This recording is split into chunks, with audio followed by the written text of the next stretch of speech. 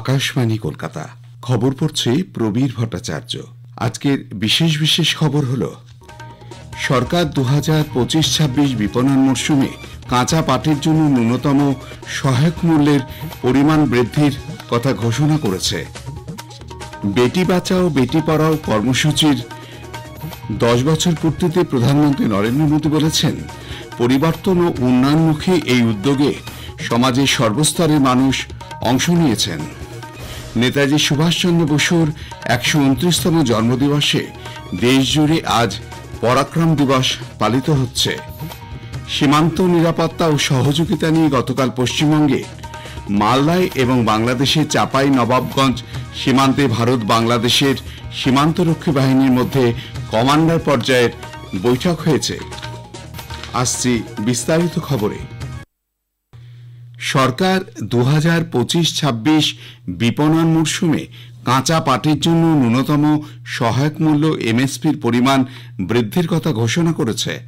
নতুন দিল্লিতে গতকাল মন্ত্রিসভার সিদ্ধান্তের বিষয়ে কেন্দ্রীয় বাণিজ্য ও শিল্পমন্ত্রী পীযূষ গোয়েল বলেন, প্রতি কুইন্টাল কাঁচা পাটের ক্ষেত্রে এমএসপি হবে 5,650 টাকা, যা 2024-25 বিপণন মরশুমের তুলনায় 315 টাকা বেশি। এই সিদ্ধান্তের ফলে পাট শিল্পের ওপর প্রত্যক্ষ বা পরোক্ষভাবে নির্ভরশীল 40 লক্ষ কৃষক উপকৃত হবেন। মন্ত্রী জানান, কেন্দ্রীয় মন্ত্রিসভা জাতীয় স্বাস্থ্য মিশন NHM এর অগ্রগতির দিকটি পর্যালোচনা করেছে। এর মেয়াদ আরও 2 বছর বাড়ানোর সিদ্ধান্ত নেওয়া হয়েছে। 2021 সালে জাতীয় স্বাস্থ্য মিশনের কার্যকালের সময়সীমা 5 বছর বাড়িয়ে 2026 পর্যন্ত করা হয়েছিল। नेशनल हेल्थ मिशन के द्वारा जिस प्रकार के ऐतिहासिक टारगेट्स को मीट करने का काम गत 10 वर्षों में माननीय प्रधानमंत्री जी के नेतृत्व में हुआ है, लगभग 12 लाख हेल्थ केयर के वर्कर्स 2021 से 22 के बीच में नेशनल हेल्थ मिशन के साथ जुड़े 220 करोड़ से अधिक कोविड-19 के वैक्सीन डोजेस देश भर में दिए गए। 2023-24 तक 1,72,000 आयुष्मान आरोग्य मंदिर सेंटर्स खुल चुके हैं। বেটি বাঁচাও বেটি পড়াও কর্মসূচির 10 বছর পূর্তিতে প্রধানমন্ত্রী নরেন্দ্র মোদী বলেছেন, পরিবর্তন ও উন্নয়নমুখী এই উদ্যোগে সমাজের সর্বস্তরের মানুষ অংশ নিয়েছেন। সোশ্যাল মিডিয়ার এক পোস্টে শ্রী মোদী বলেন, লিঙ্গ বৈষম্য হ্রাসে সহায়ক ভূমিকা পালনের পাশাপাশি শিশুকন্যাদের শিক্ষার অধিকার এবং তাদের ভবিষ্যৎ গঠনে সঠিক পরিবেশ তৈরিতে এই কর্মসূচির গুরুত্ব অপরিসীম। কেন্দ্রীয় স্বাস্থ্যমন্ত্রী জগৎ প্রকাশ নাড্ডা বলেছেন, নরেন্দ্র মোদী সরকারের বেটি বাঁচাও বেটি পড়াও প্রচার অভিযান শুধুমাত্র মেয়েদের শিক্ষিত করে তোলা বা তাদের নিরাপদ রাখার লক্ষ্যই নয়, তাদের সমাজের মূল স্রোতে নিয়ে আসা এবং ক্ষমতায়নের প্রয়াস। নতুন দিল্লিতে বেটি বাঁচাও বেটি পড়াও প্রচারের 10 বছর পূর্তি উপলক্ষে এক অনুষ্ঠানে শ্রী নাড্ডা বলেন, মহিলাদের গর্ভধারণ থেকে সন্তান প্রসব করা পর্যন্ত স্বাস্থ্যের যত্ন নেওয়া অত্যন্ত গুরুত্বপূর্ণ। অনুষ্ঠানে কেন্দ্রীয় মহিলা এবং শিশু কল্যাণ মন্ত্রী অন্নপূর্ণা দেবী বলেন, প্রধানমন্ত্রী নরেন্দ্র মোদী গত 10 বছর আগে পানিপথে এই প্রচার অভিযানের সূচনা করেছিলেন। সমাজে প্রতিটি স্তরে প্রচেষ্টায় এই প্রচার অভিযান ব্যাপক সাফল্য লাভ করেছে এবং শিশুকন্যাদের এগিয়ে নিয়ে যাওয়ার পথ প্রশস্ত করেছে।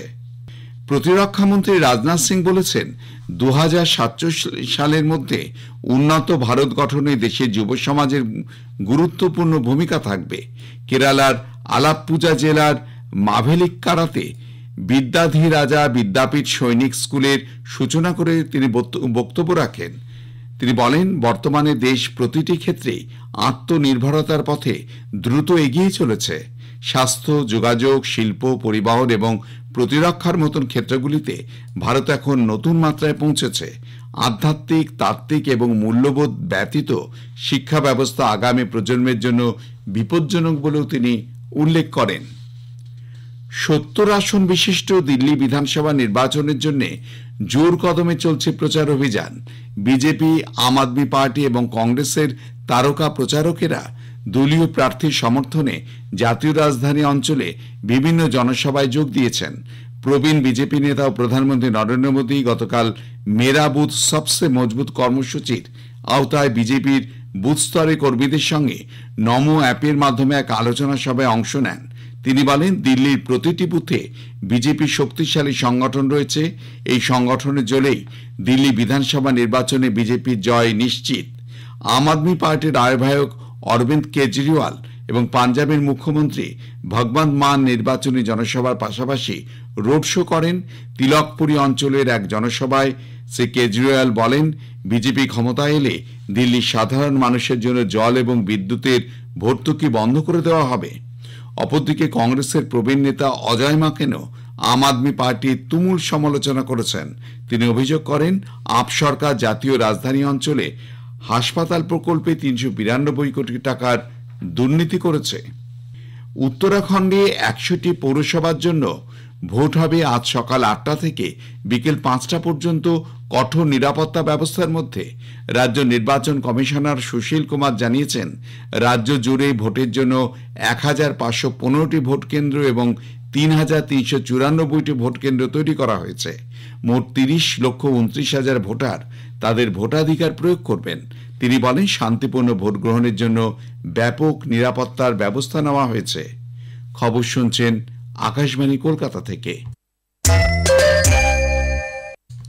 আমাদের সংবাদ শোনা যাবে ইউটিউব চ্যানেল আকাশবাণী সংবাদ বাংলা, ফেসবুক ও ইনস্টাগ্রাম আকাশবাণী সংবাদ কলকাতা এবং এক্স হ্যান্ডেল AIR নিউজ কলকাতাতে।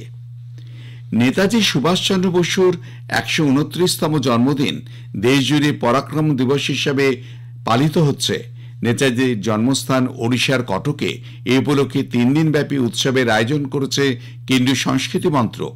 অনুষ্ঠানে উদ্বোধন করবেন ওড়িশার মুখ্যমন্ত্রী মোহন চরণ মাঝি।